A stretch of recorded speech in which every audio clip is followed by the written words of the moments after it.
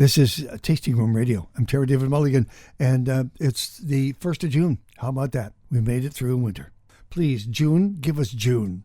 We love the rain. Rain's good, but give us June. Give us that warmth. Let it roll over our shoulders. Let us seek shade. I know that later on this summer, we'll be seeking a lot more shade. But right now, let's just enjoy this. It's the shoulder season is what it is. And that's the best thing about one of our stories we're going to tell you about.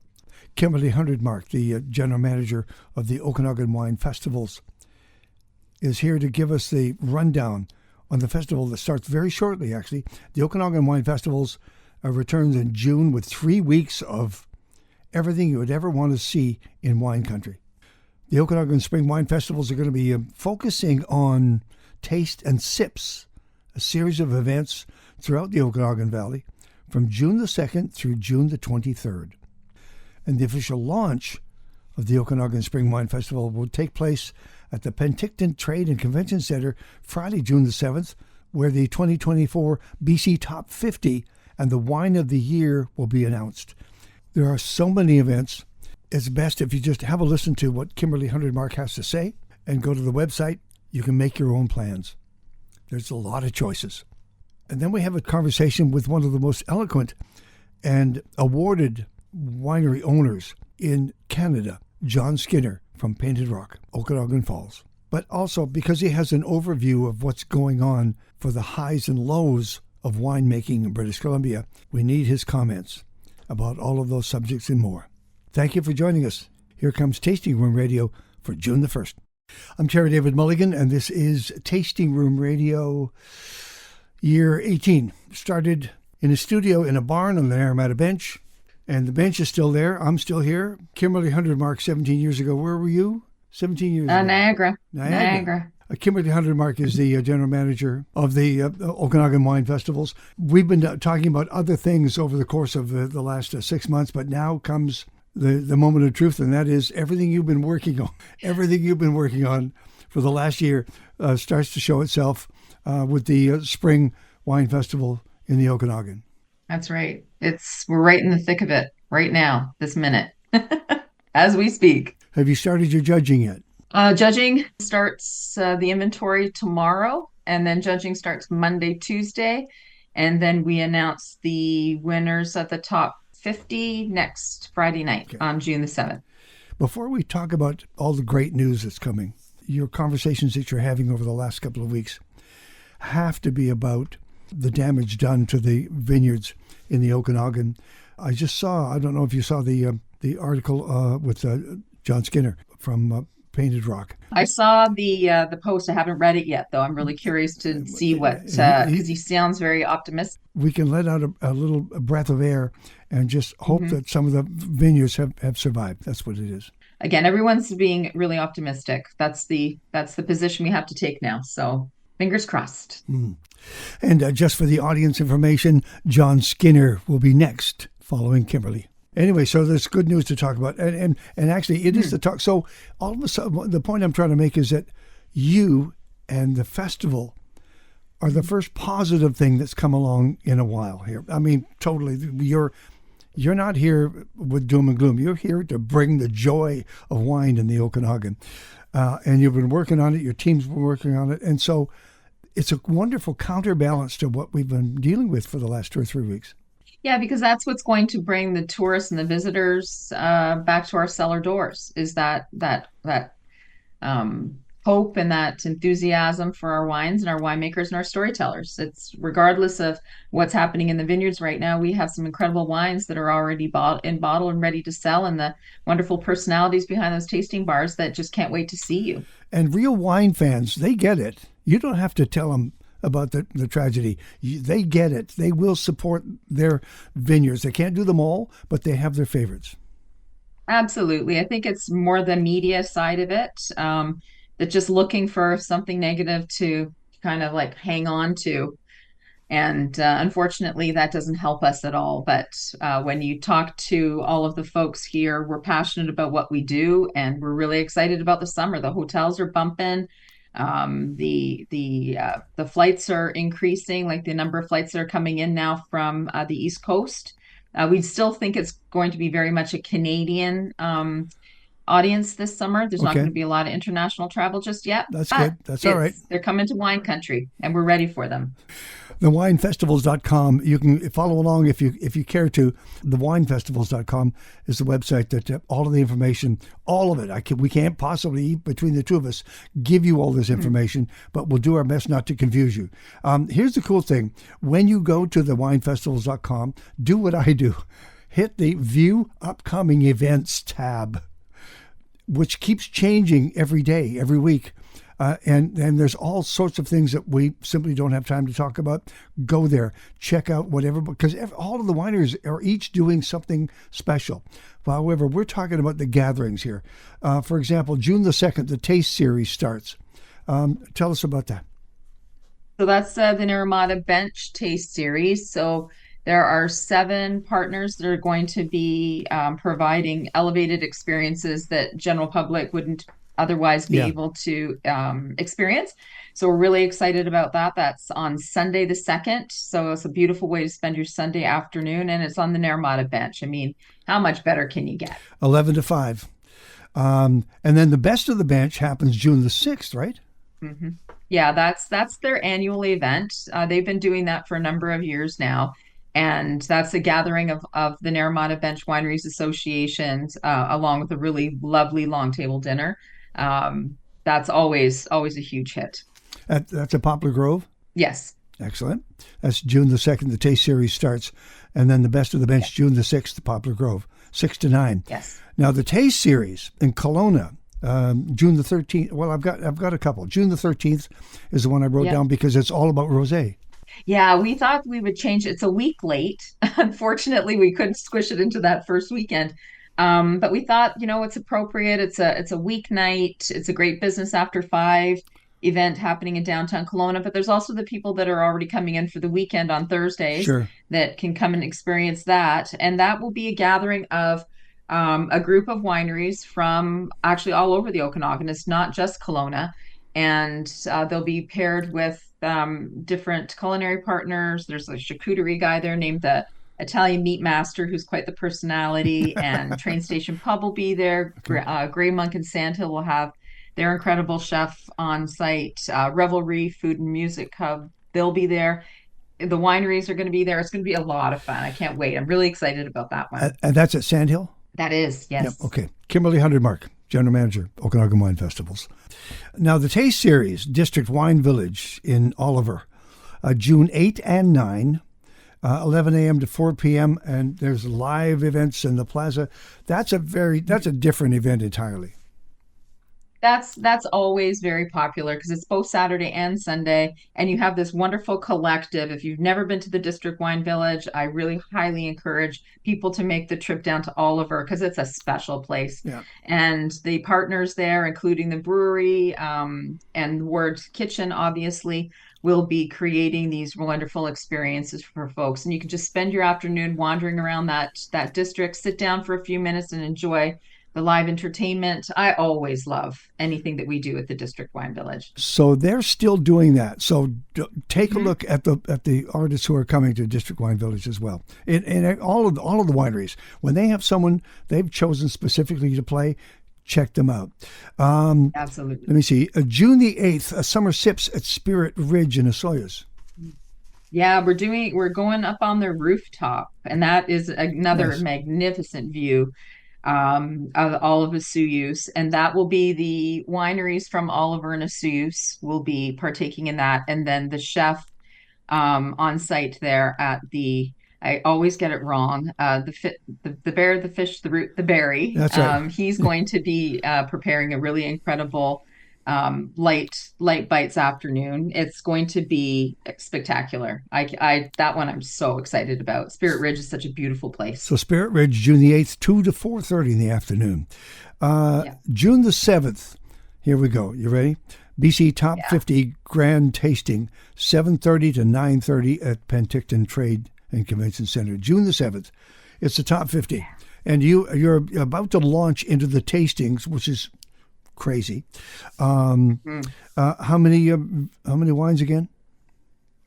We're close to 400. We have just over 90 wineries participating. And what we asked them this year is there's going to be 50 that are going to be, front and center. You are the best in BC, but we're also asking all the wineries to submit their very best. And the wines that I've seen so far, very exciting. It's going to be an interesting race, I have to say. And I know our whole team of judges and our somms that are there in the back room working their buns off are really excited about this new change. It's just freshening it up and making it a little bit different than gold, silver, platinum. Those are meaningful, but we feel that this point system is what everybody wants, right? It helps them sell wine. It helps them talk about their wine and where it sits, as far as benchmarking goes. So we're really excited to make this change, and it's being very well received thus far. So I think the consumers are going to love it. So Merlot against Merlot, Chardonnay against Chardonnay kind of thing? Okay.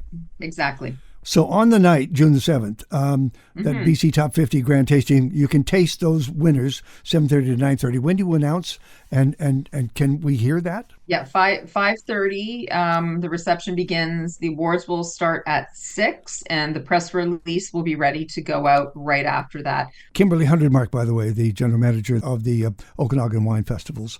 June the 15th, this one was the first one that came along that said Celebrate Dad at Noble Ridge, 6 to 8:30. But then I realized that there's going to be a lot of dad things going on in the Okanagan.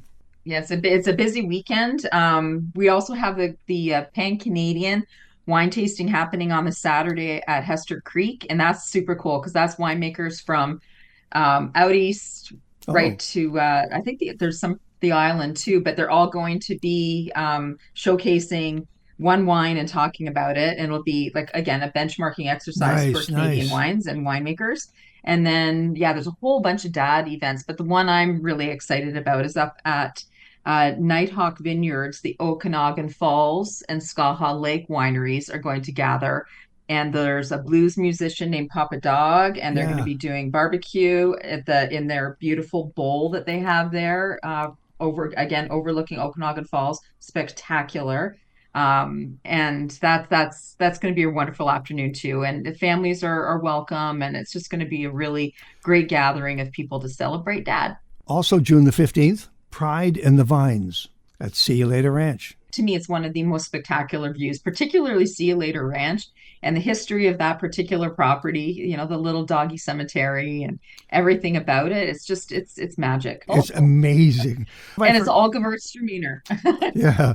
The last weekend, too, we must make sure we talk about what's going on at Silver Star. Destination Silver Star is partnering with us on an event that's the launch of their music series that they're doing all summer.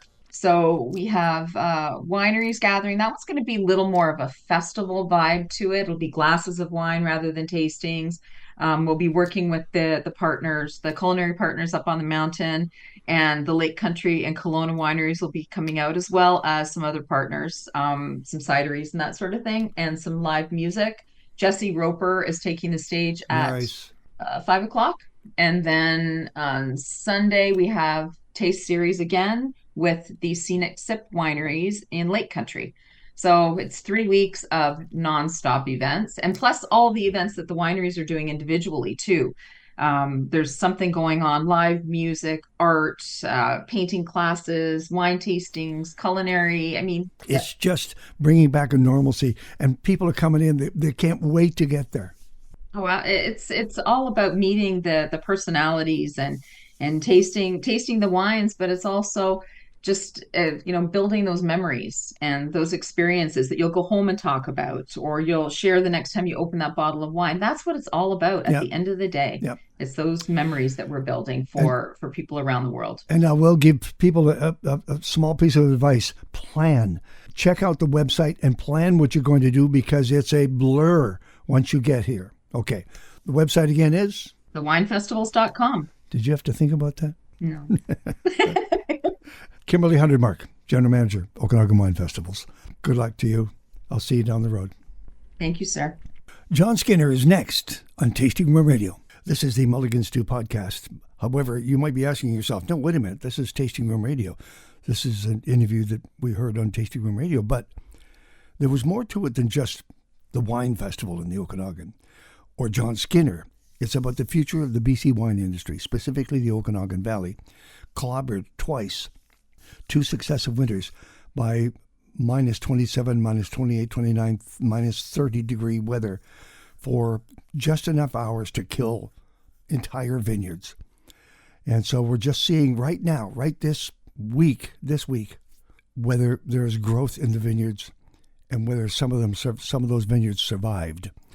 We talked about that with a number of people, actually, but with Kimberly in part 1 of this podcast. Part 2 is John Skinner. He essentially came to pour for us and talk about his new Chardonnay and his new Rosé. It's an incredible blend, this Rosé. I mean, everybody's making Rosé. I won't do the wine part of this. I'll let you go seek it out yourself, paintedrock.ca.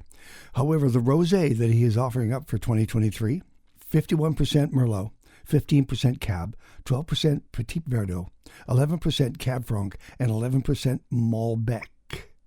Complete, fully formed, unbelievable, 14.3 alcohol by volume, Painted Rock Rosé. This is fantastic. Anyway, that's why when you go and see the list of awards that Painted Rock has won, you can see why he wins Winery of the Year 2018, 2019 Intervin International Wine Awards, and when they opened the Best New Winery 2009 Okanagan Fall Wine Festival. He has always been at the front of accolades and winemaking and transparency, but not so much transparency that he'll tell me what the third clone is in the Chardonnay. We're going to talk to John Skinner about the state of BC wine and some of the hurdles they're having to overcome. If you want more information on the wines that we tasted with him, just go to tastingroomradio.com at mulliganstew.ca. You can find it on either site. Well, it's the same site. Here's a conversation with John Skinner, Painted Rock, on the Mulligan Stew podcast. Okay, John, how are you? Well, I'm really well, thanks. And honestly, I'm counting my blessings because it's been an extraordinarily stressful time for our industry with that January freeze and the fear of plant death that all of us have been really consumed with, because you don't know until the plant pushes whether or not, and unless you open up all the vines and see the phloem and xylem, you don't know if the plant's alive or not. Sure. So we were just praying. And honestly, my wife and I went away for a month. I just didn't want to have to think about it. So we came back. We've been back in the Okanagan now for about 10 days, and our vineyards are fine. And we have good growth. And I am counting our blessings. We are so fortunate. You are at such a level that I'm kind of wondering, does the lake effect have an effect? There are a couple of things. And you know, I had my Bordeaux consultant, Alain Sutra, at the winery 2 months ago. Do you know when we first planted, before Alain Sutra worked for me, when he came to the vineyard the first time in 2005, he took my vineyard manager aside. And he said, I don't work for you yet, but I want to give you a word of advice having just planted. What I would do is go out and buy a spader. A spader has, it's got these knives behind it, and it turns the soil, and it goes down into the soil about 18 inches, I think. And he said, I want you to spade every second row, alternating every year for the first 5 or 6 years. And what it'll do is it'll cut off any horizontally trending roots. Okay. And we did that. And Alain looked at me and he said, remember we used that spader? And I said, yes. And he said, your plants didn't know it was cold outside.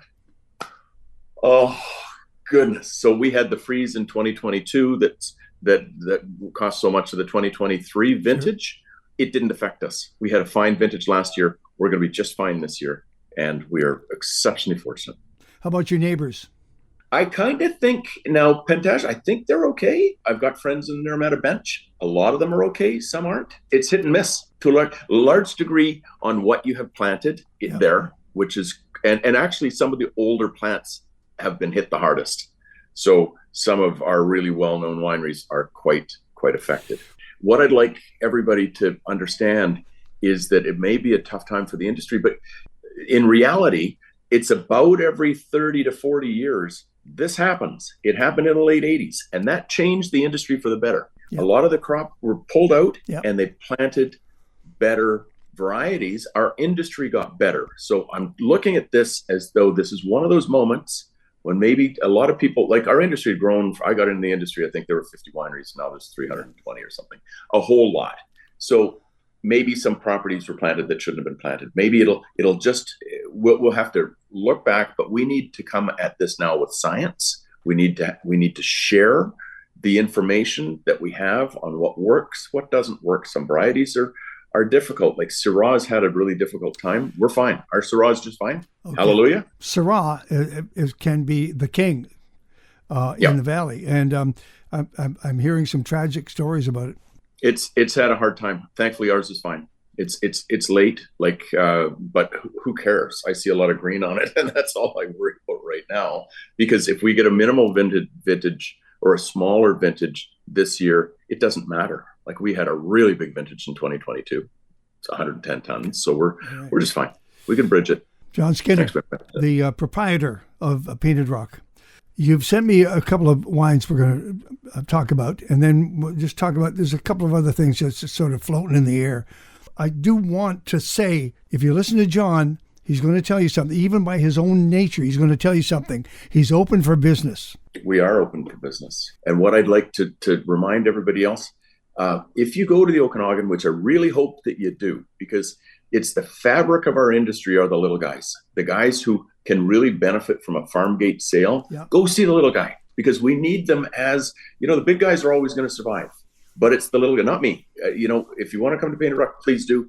But otherwise, go to little guys, go along Naramata Road and drive up to some of those places and help them out, because a lot of the wines are extraordinary. And it's just so important. Go down to Black Sage Road. Go down to Oliver and Osoyoos and see some of these. Go to Lariana. I just love those guys. Like, there are some fabulous wines down there.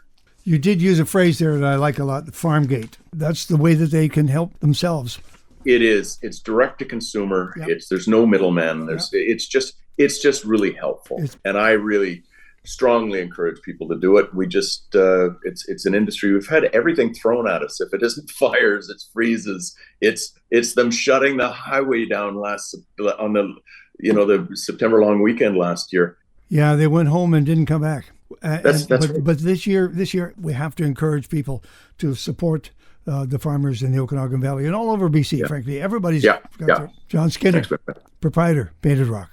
How are things going on the border war between BC and Alberta? It's been quiet the last little while. I'm very hopeful. There are good people with contacts in the business community and the governmental community that can try to get this thing solved, because this is completely irrational. I don't know why they wanted to pick a fight. Like, we're an industry that's already got things on it.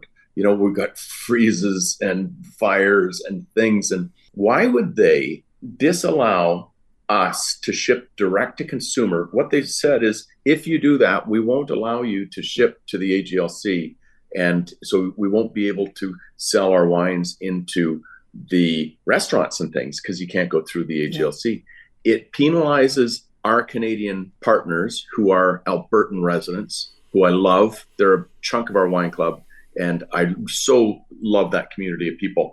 And they always come to my tasting room. I know every one of our members. And yes, they should be able to buy wine at the same price that British Columbians can. And I should be able to ship it to them. The letter asked you to cease and desist. Did you cease and desist? Yes, we did for a while. We'll see. We'll see. I don't want to pick a fight with them. But you know what? I'm trying to be a reasonable person. So I was hopeful that we could come to some resolution. So we haven't shipped anything. And I'm hopeful that somebody is going to announce something positive in the near future, because I think that this is a kind of a bureaucratic thing. There's no common sense to it. It doesn't make sense. It's unfortunate, but I'm the eternal optimist. Okay. I think that smart people will get onto this. I want to thank you for sending the rosé and the Chardonnay. I want to congratulate you on your vineyards. You're open for business now. You're open for the tasting room is open. Totally is. You have to remember the website for people. paintedrock.ca. Thank you for this, John. Thank you for this. Thank you. You're a star for our industry, and I'm eternally appreciative and thankful for everything you do for us. Thank you, John. John Skinner, proprietor, Painted Rock.